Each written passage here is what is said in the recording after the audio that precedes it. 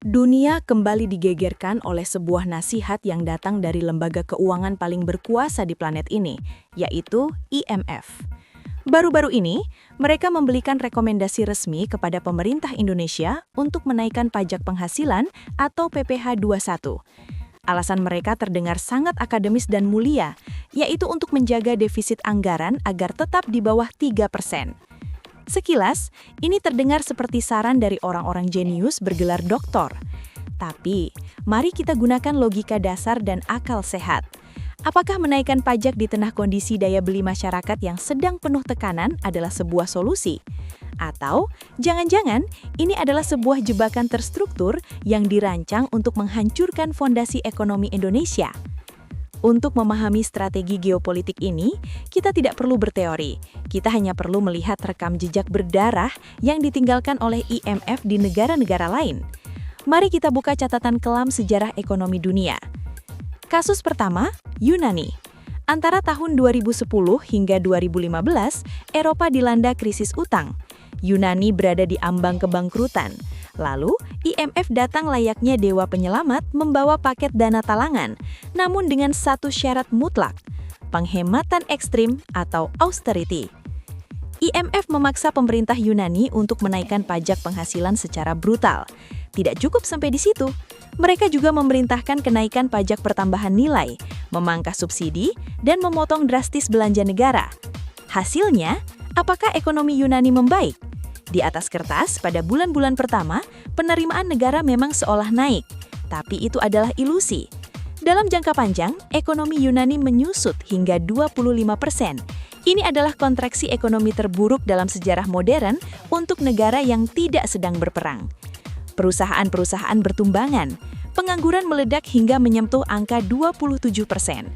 Bayangkan, 3 dari 10 orang yang Anda temui di jalan adalah pengangguran. Ketika rakyat tidak punya uang dan pengusaha bangkrut, siapa yang akan membayar pajak? Pada akhirnya, penerimaan pajak Yunani justru hancur lebur. Mereka masuk ke dalam lingkaran setan kemiskinan dan ujung-ujungnya aset-aset strategis negara terpaksa dijual murah ke tangan asing untuk membayar utang. Inilah cara kerja jebakan tersebut. Kasus kedua, mari kita terbang ke Amerika Latin. Argentina di tahun 2001. Resep yang sama persis diberikan oleh IMF. Negara sedang resesi, uang sedang kering, tapi IMF justru mendesak Argentina untuk mengetatkan anggaran belanja pemerintah dan memeras rakyat dengan pajak yang lebih tinggi. Logika ekonominya sudah cacat dari awal. Di saat ekonomi sedang sakit dan membutuhkan stimulus, darahnya justru disedot habis. Apa yang terjadi pada Argentina saat itu? Krisis berubah menjadi bencana sosial, pengangguran massal memicu kelaparan, terjadi kerusuhan berskala nasional, istana presiden digeruduk oleh rakyat yang marah, gedung parlemen dibakar, ratusan nyawa melayang, negara hancur, dan Argentina akhirnya menyatakan gagal bayar utang atau default. Pola ini sudah berulang kali terjadi. IMF, secara sadar atau tidak, seringkali merekomendasikan resep beracun yang sama kepada negara-negara berkembang. Tujuannya sederhana, membuat negara tersebut kolaps, sehingga bergantung pada pinjaman dengan bunga mencekik dan pada akhirnya menyerahkan kedaulatan sumber daya alamnya kepada kreditur asing. Kini, di tahun 2026, mereka mencoba memberikan resep beracun itu kepada Indonesia. Mereka menyuruh kita untuk memeras keringat kaum buruh, karyawan swasta, dan kelas menengah melalui kenaikan pajak penghasilan. Beruntung, kita kini memiliki arah kebijakan negara yang jauh lebih cerdas dan berdaulat. Pemerintah di bawah kepemimpinan Presiden Prabowo dan para pemikir ekonomi di kabinetnya sangat paham dengan permainan kotor ini. Jika daya beli masyarakat sedang turun, solusi makroekonomi yang benar bukanlah menaikkan pajak. Solusi yang benar adalah menurunkan beban pajak kelas menengah untuk memicu konsumsi dan yang paling penting, memperbesar belanja pemerintah atau government spending pada sektor-sektor yang sangat produktif. Banyak pengamat pesimis yang mengkritik program-program besar pemerintah seperti makan bergizi gratis atau hilirisasi. Mereka tidak paham multiplier effect atau efek ganda dari kebijakan ini. Ketika pemerintah menggelontorkan triliunan rupiah untuk program makan bergizi gratis, uang itu tidak hilang.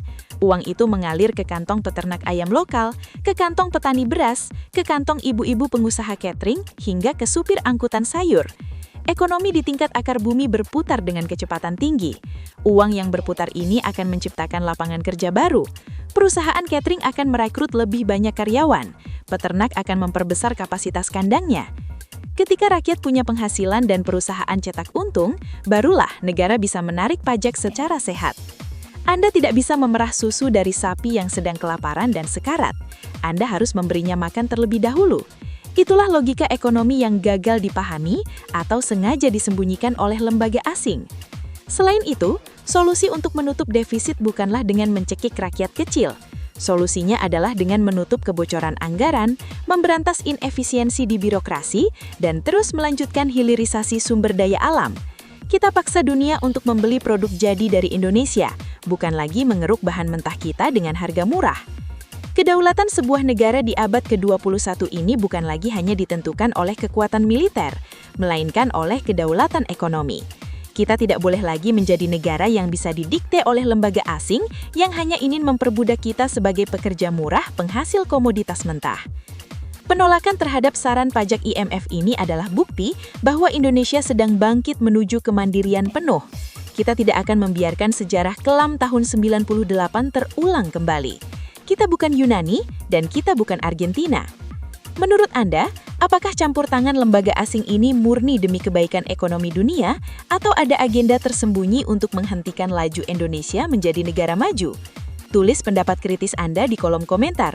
Jangan lupa untuk menyebarkan video ini agar semakin banyak rakyat Indonesia yang melek terhadap permainan geopolitik global.